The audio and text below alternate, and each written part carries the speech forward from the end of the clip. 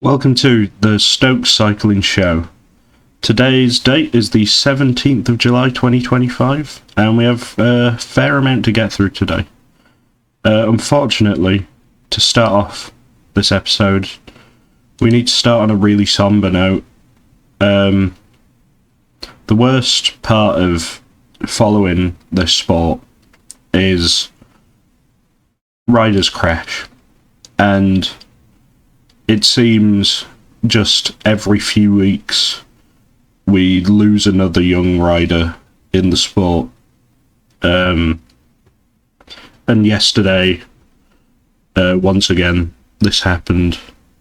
So this episode is dedicated to Samuele Privitera, 19-year-old, had a crash in the Giro Valle d'Aosta. He was racing for Hagen's Berman Jayco, and genuinely a really promising rider.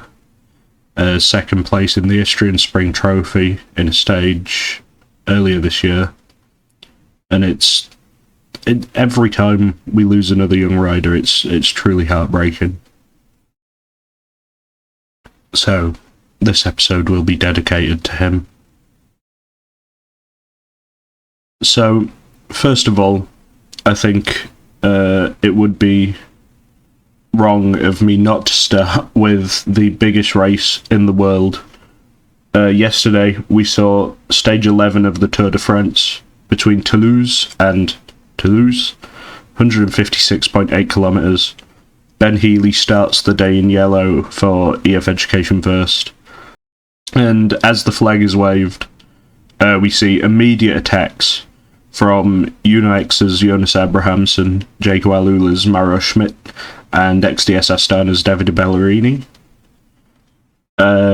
Lots and lots of teams want to get in this breakaway. Everyone is convinced that the break wins this stage. I think kind of most interestingly of the guys trying to get into the breakaway is Jonathan Milan in the green jersey. Little Trek evidently believed that Milan could not make it to the finish for a sprint. I would have agreed with them before the start of the stage. He's trying to get up the road to take intermediate sprint points, because quite frankly, over this next 10 days of the race, Tadej Pogačar could win a number of them, and Milan doesn't have a whole lot of opportunities to take points at the end of stages. A lot of the intermediate sprints will line up really nicely for him, but all it takes is, Pogačar to do Pogačar things, and he has real competition on his hands. But unfortunately for Johnny, he never gets into the breakaway. About 130k to go. We see a split in the bunch. Ben Healy's behind. EF have to bring it back, basically. I did find it interesting that I don't think EF made a single attack this whole stage for a team that is such a staple in World Tour breakaways. I was surprised that despite having the leader in Healy, they decided to try and control the bunch, as opposed to just send guys into the break anyway and let Healy deal with anything himself. Because I feel like he more or less couldn't lose the jersey today. But that's their tactical decision. Spoiler to the end of the stage, he manages to keep the jersey perfectly fine. So it worked. Can't complain with that. I think another interesting rider who's really active in the earlier stage of the race is Kevin Vauquelin. I believe set 6th on GC. He kept on trying to get into a moves. There was a little while where he was out in front with Alexandre Delettre from Total Energy. I think this is kind of the way Vauquelin needs to ride for the remainder of the tour to have basically any chance of sticking to the top 10, because he's not the pure climber of a lot of the guys going for GC at this tour. But he is a proper menace when he's an attacking rider. And I think Arkea, an interesting interview with one of their sports directors, I'm not sure which one it was, where they were claiming that the whole team was behind Vocalem for GC now, and they weren't going to be given freedom. I feel like that's a mistake, because Vocalem, the mountain start today, he could very easily lose heaps of time every day and just plummet out of the top 10.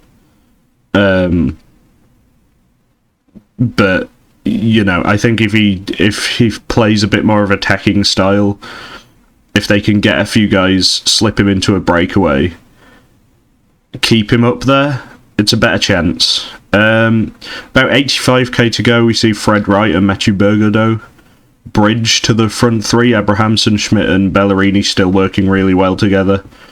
And then something really interesting happens. There's been a lot of talk about it. Tadej Pogačar and Mathieu van der Poel, among other riders, stop for a nature break. And I think it's Rolf van Sint Maartensdijk. It just kind of eases off the front of the peloton, seemingly to start controlling for Intermarché after it's been blocked for a while. And the other guys just sit there and don't follow him.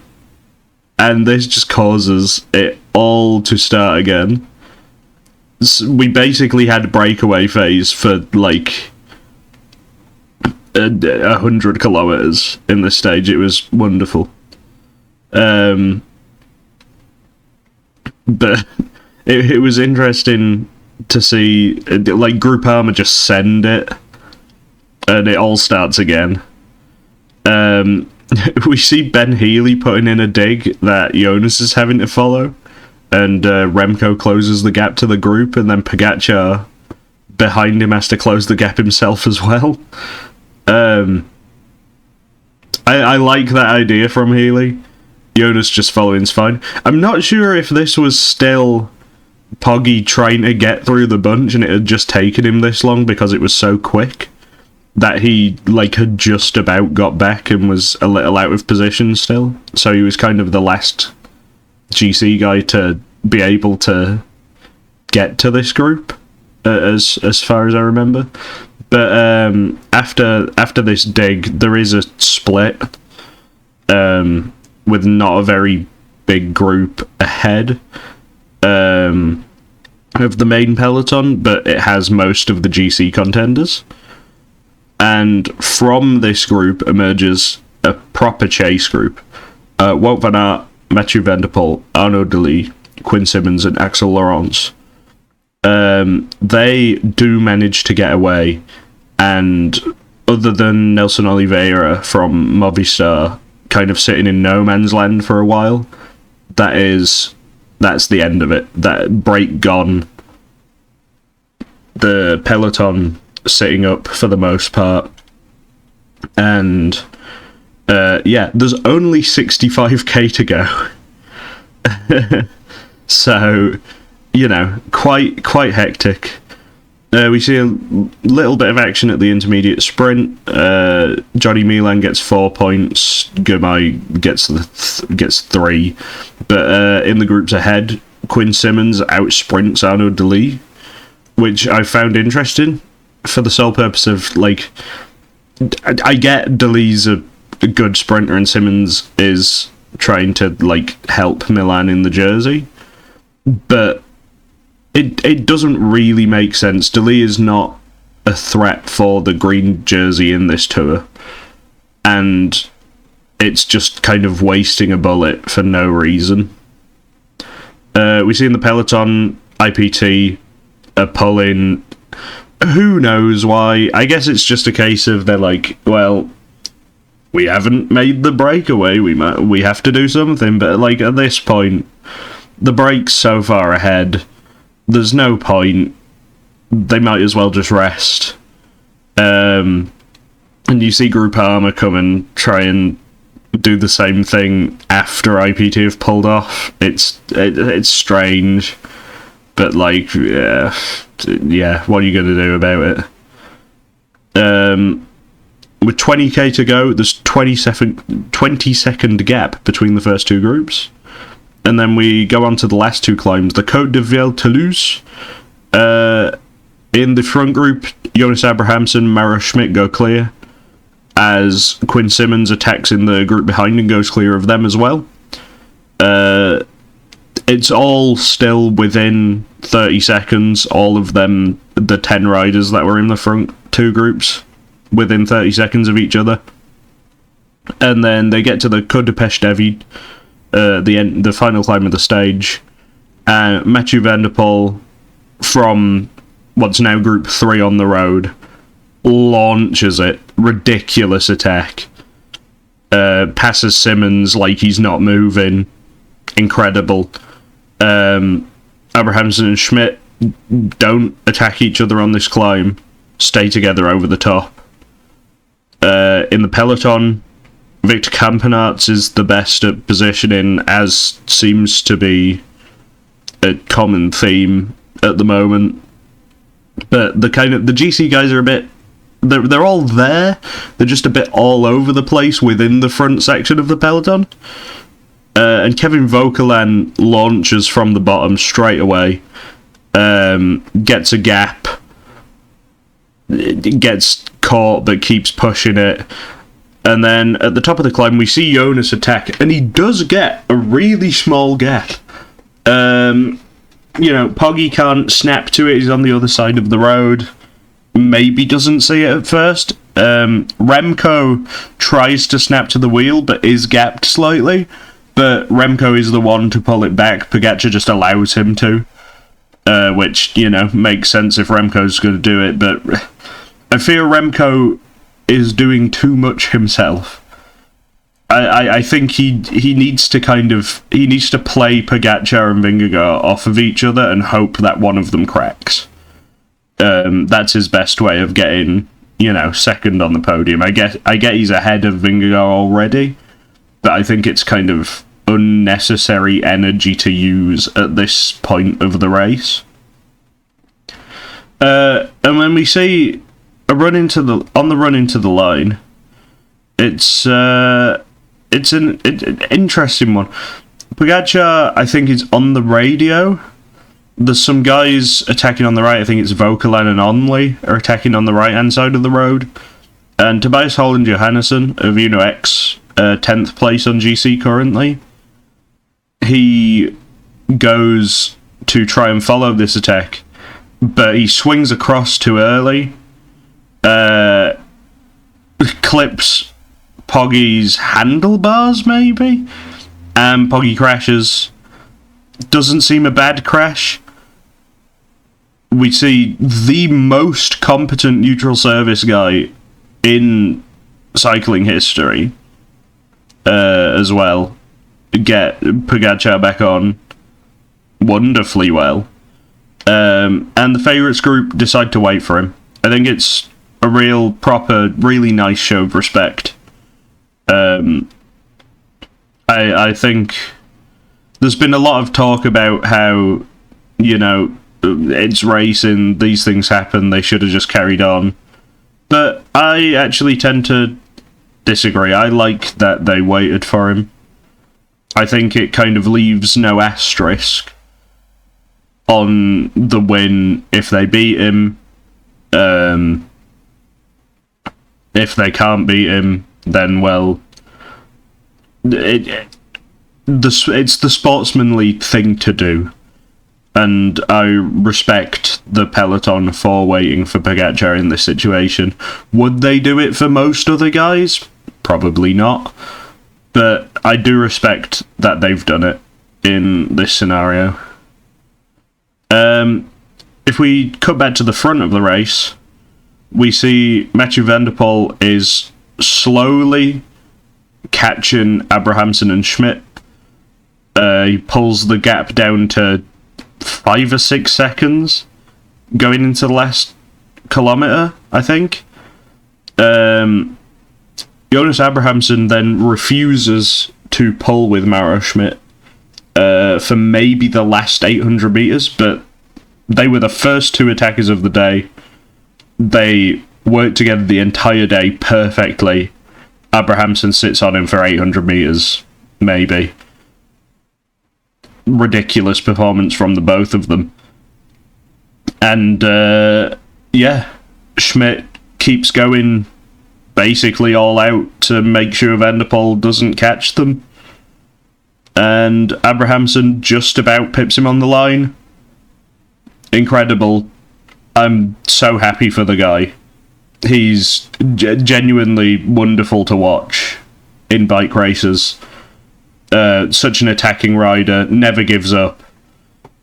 It was incredible to see them two, and I guess Ballerini as well. I mean, he got dropped on the penultimate climb, but still, great performance from him as well. But genuinely incredible stage. It proves you can you can win sometimes by just riding. Just get a gap, keep going, commit to it, never get caught. Props to Abrahamsen and Schmidt for that. Intriguingly, you see a race official as the sprint is going on between Abrahamsen and Schmidt. A race official is running up the opposite way through the finishing line. This is because a protester came onto the race. I think I will leave that there. You know, valid protest. Maybe not the best place to do it, because he will almost certainly be arrested. But yeah, Jonas Abrahamsen, second professional victory, first on the World Tour. Uno X's first Tour de France victory. Wonderful. I'm really happy for them. I've got two guys that I'm gonna claim as the result of the day for today. First of all, Arnaud Delis starting to look back to his best. Really nice to see him in the kind of secondary break of the day. Wins the sprint for fourth, 53 seconds back. And then the most surprising result of the day to me was, as much as the GC group kind of hold off because of Pogacar's crash, there are two sprinters that make this group. Caden Groves wins the sprint for, I believe, 11th in the stage from the main group. Makes sense. Caden Groves is a particularly good climber when we look at the sprinters lineup. But we see Tudor with Marco Haller and Julian Alaphilippe doing a proper lead out for Alberto Dainese. What's he doing there? How has he managed to get into that group? That's ridiculous. For a man that is, you know, classically good at winning stages that go downhill on average. What's he doing after a like ridiculously steep climb 10k out or something? Like, it's laughable. But like, props to Alberto Dainese for being in that group. Kind of biggest note on GC, Matthias Schelmoes from Little Trek, despite all the holding up and such, still manages to lose 5:43. Goes from 15th to 18th in GC. He's over 12 minutes down now. He's out of it. He'll be focusing on stage wins if he can recover. He's clearly not doing great at the moment. But yeah, moving on from that, today's stage from Auch to Otakam, first proper mountain stage of the tour, 180.6 kilometers, really flat for the first half of the stage. Break formation should go really long. And then they hit the Col de Soulard, which is 11.8k at 7.6%, and the Autocam itself, the final climb of the day, 13.5k, 7.9%. I expect the break not to take masses of time because I expect the break formation to go. There's an intermediate sprint at the bottom of Soulon, I believe. It might be a little bit earlier than that, but still, like, I don't expect a break to fully form. The sprinters should be trying to either get into it or control up until that. Well, I say the sprinters, Jonathan Mielen specifically. Yeah, to try and get max at that point. I basically only see this stage going to the GC guys.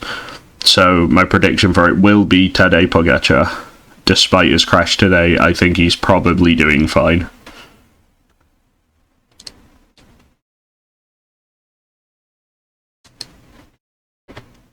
So, next up is the Baloise Ladies Tour. We got a prologue today from Jurske to Jurske in the Netherlands, 3.1k prologue. It's just kind of a rectangle, just 90-degree turns within it.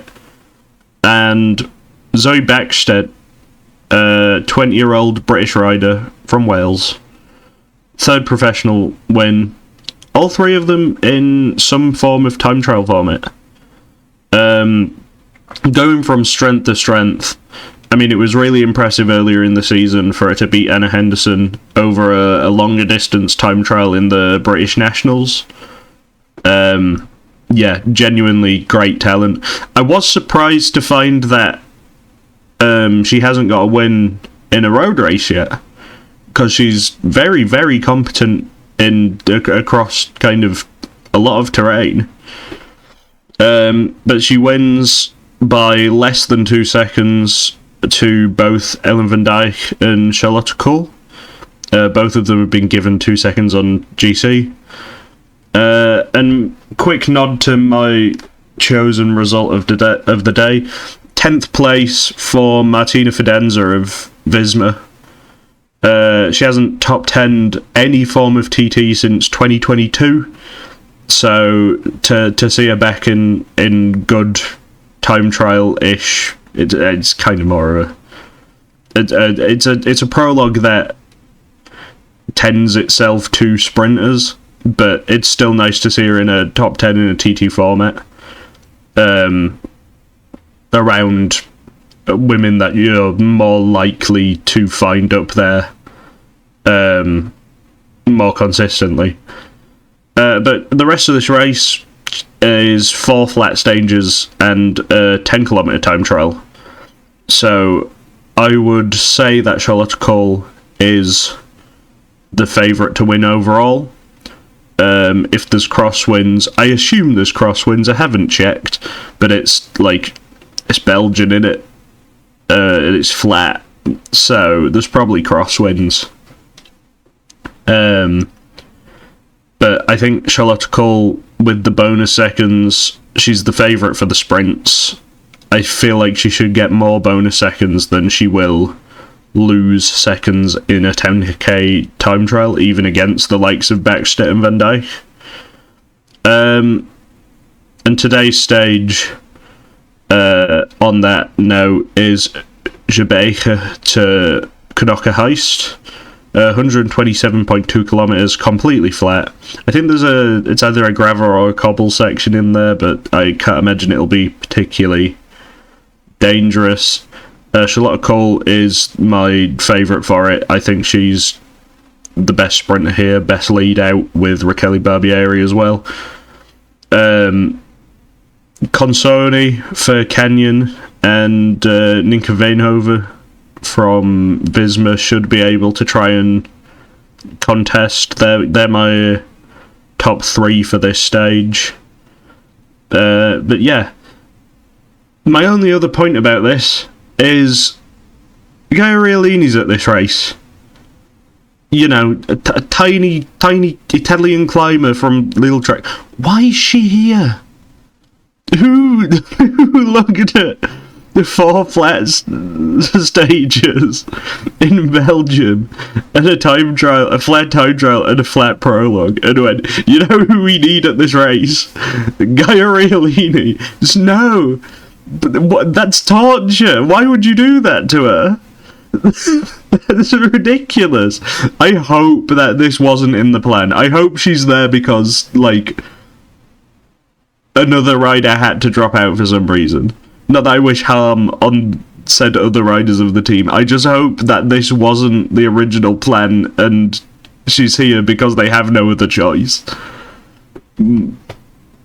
Anyway, let's move on to Giro Ciclista della Valle d'Aosta, Mont Blanc, because Val d'Aosta is the Italian side of Mont Blanc.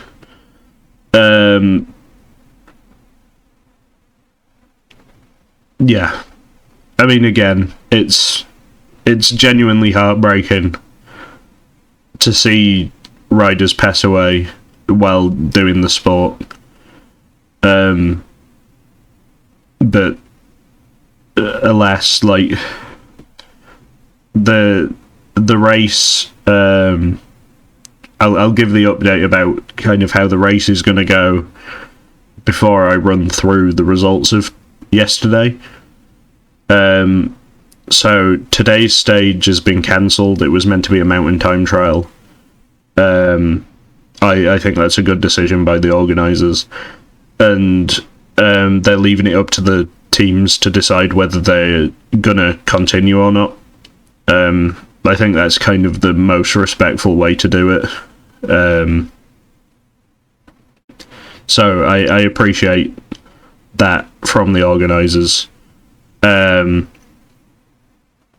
then the race will start again tomorrow. I don't think there's been any announcement on if any teams are dropping out or not. I haven't seen anything surrounding that yet. I will find out in the future.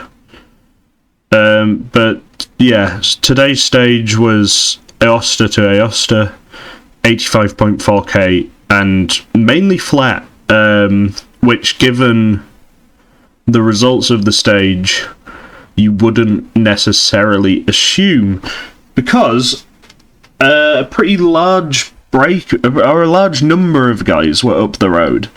I've not seen any footage of this race. I'm just running through the results, so I'm not entirely sure how any of this happened. But we get a breakaway win by Filippo Agostinaccio of Biesi Carrera Premec. He's just kind of backing up his win from the Giro Next Gen. He's a really, really solid cross rider as well. I think he's very, very, very talented and should get a pro contract next season. We see 12 seconds behind him, Edoardo Zamparini from the Arkea development team, and my pick for result of the day, Magnus Carstensen. He's not raced a lot this season, but from EFA Volo, he gets third. They're both at 12 seconds, but it's kind of Carstensen's first result in the out of juniors, which is great to see. As far as I can tell, there's no bonus seconds awarded in this race, which is interesting. I think it kind of... I actually think it's quite nice, given how mountainous the race is. I think that's a pretty good idea. So it's entirely off of the gaps on the climbs. But a lot of good riders have gained time. They're either 15 or 18 seconds in the GC. But lots of good climbers were in this. I assume it was one move that split up towards the end.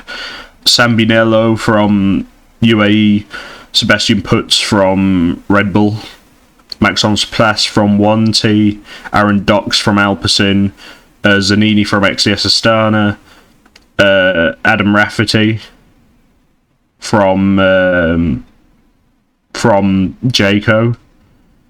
Yeah, really good climbers, the lot of them. They are going to be hard to pull back on GC, especially considering the main group of riders finish at 2:44. Victor Hannes from 1E wins the sprint in that group for 17th, I believe it is. But yeah, that's a big gap to close. Granted, I think there are climbers in this race who are able, across 3 mountain stages, to close that gap and actually get quite a gap on some of these guys. So I would say the main favourites for the race before coming in: Jano Widar, Jakob Omerzel, Adria Perikas, Pavel Novak, Mateo Skalko, Luke Tuckwell. These guys are going to find it more difficult than they should, given how big of a gap this breakaway got. I think Aaron Dox should be the most dangerous of the guys who've gained time. Alpecin development rider, he is really, really good climber. But my opinion is that Jano Widar is still the favourite to win the race. But yeah, like I said before, I'm not sure which teams are continuing, if any teams are going to decide to drop out. I would absolutely respect that decision for any team to drop out. It's a horrible thing to experience a death within the peloton of the race you're in. And I don't blame anyone for wanting some time out after something like this happens. Finally, for today's main news, Tour de l'Abitibi, it's a Canadian Nations Cup race in the juniors. We've had stages 1 and 2 so far. Quick run through of what's happened in them. Stage 1 was a flat stage sprint won by Alexis Boutelu for France. He's been really consistent across this season. I think he should definitely get a good development team contract for next season, given how consistent he's been. Second place went to Gabriel Tilly, racing for Quebec, who is the Canadian national criterium champion in the juniors. And third place went to Simon de France, who is normally a Soudal Quickstep under 19 rider. He again has been pretty good this season. And stage 2 is another flat stage, but seemingly a break one. It was won by the US's Nicholas Milanovic, who I'm not too familiar with, but it's a good result to get. Second place, Alban Picard of the French team, who is normally a Group Armour under 19. He seems very good. And third place went to the Canadian team's Maxim Wojciechowski. First time I've noticed his name as well. Looking forward, puts these guys in a great position, showing that they can be competitive in junior races in the hopes of getting a contract somewhere next season. I wish the best for all of them. They've all clearly proven that they're good. Getting into this break and being able to then be the top 3 from it. So Milanovic is in the GC lead. From previous results, I would say Alban Picard is the highest quality rider to take time in this stage. And the rest of the race is just kind of, there's a short TT, there's a little punchy finish. The rest of them are kind of flat stages, but some of them on circuits, seemingly the opportunity to attack, and attacking racing in juniors is, as you should expect, gonna happen. Today, two stages, 3A and 3B.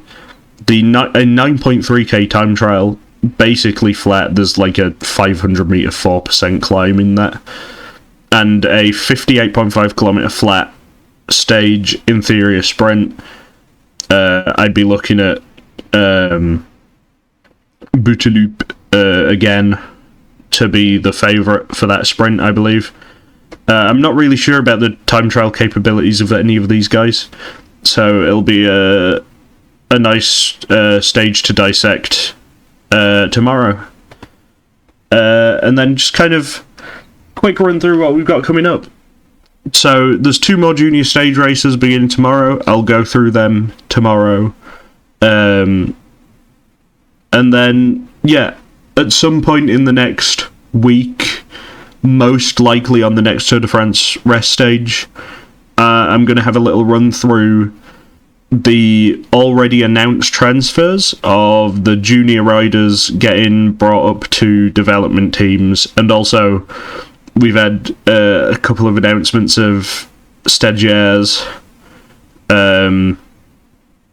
namely Storm Ingebrigtsen and Tobias Vara, stagiaring at UnoX, and then going to be UnoX riders for the years following. And also, I'll touch on Blake Agnoletto, who's gone to the Groupama Continental team. But yeah, that's all for today. And once again, dedicating this episode to Samuele Privitera. Anyone who knows him, I hope they are doing well. Thank you for listening.